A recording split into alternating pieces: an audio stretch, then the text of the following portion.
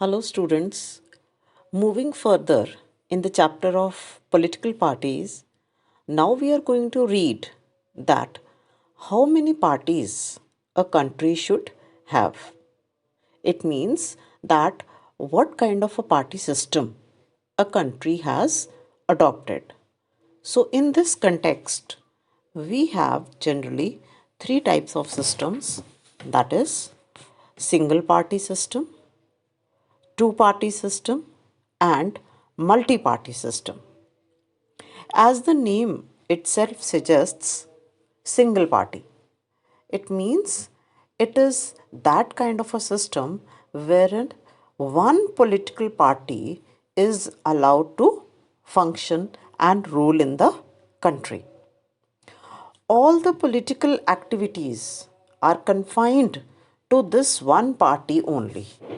And generally, we don't get to see any political competition. So, this type of a party system is the example in China. China has Communist Party of China, and all the power is concentrated in one party only. Now, next, we have the two party system. Clear? In the two party system, there are two main parties. Clear?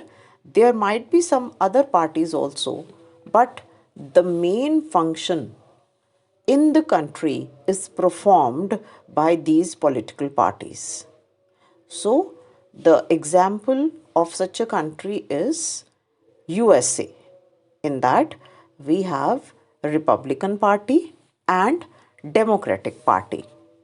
Now, here, the ruling party and the party in the opposition both are very strong because these are the two prominent parties only. Clear? And in UK, there also we have two party system, and there the leader of the opposition is generally called as the prime minister in waiting. Why? Because the leader of the opposition is equally strong. Clear? And in case the ruling party makes a little mistake or there is no confidence move against that party, so immediately the opposition is ready to take over. Now, next comes the example of multi party system, as in India. So, we have many political parties. At one time, nearly 750 political parties were registered with the Election Commission, and the number of course might have increased now. So, in India, we have adopted the multi party system, keeping the heritage, history of India in mind. That is, we are a country having large diversity as far as languages concerned, regions are concerned, communities are concerned. Clear? So, languages are there. So, keeping all these variations in mind, multi-party system was adopted. No doubt it gives lot of representation to the various regions of India and helps them to come and give their participation at the national level. But sometimes this multi party system can also act contrary to what we are saying is the advantage, that it might lead to political instability. As we have seen in the previous years, that when there are alliances, coalition governments are formed, right, with the help of the regional parties, then lot of instability can be seen in the government.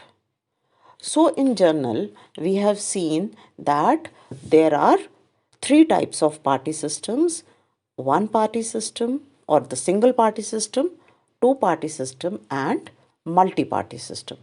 And how these systems are adopted by a country. So, it all depends on the nature of the society of that country, social and regional divisions within the society, history of politics in the society, and the system of elections adopted by that country. So, all these factors lead to the adoption of a particular kind of party system.